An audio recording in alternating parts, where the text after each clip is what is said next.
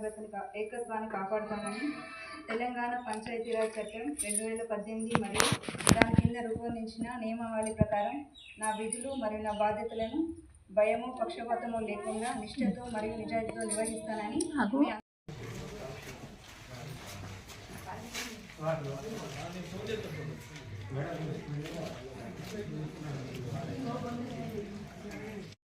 యాభై సంవత్సరాలుగా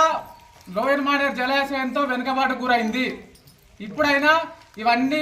ఈ రాష్ట్ర ప్రభుత్వం కేంద్ర ప్రభుత్వం బాగుంటే మన గ్రామం ఒక పర్యాటక కేంద్రంగా కరీంనగర్ ఆనుకొని త్వరలోనే 10 సంవత్సరాల్లో కరీంనగర్కి ఆనుకొని మన గ్రామం పర్యాటక కేంద్రంగా అలాగే కరీంనగర్ సిటీలో కలవబోతుంది. కాబట్టి మీ యొక్క పాలకవర్గం మొత్తం ఒక అద్భుతంగా ఎట్లా అంటే ఎవరికి పక్షపాతం కానీ ఎవరితోని రాజకీయంగా ఏం లేకుండా అద్భుతం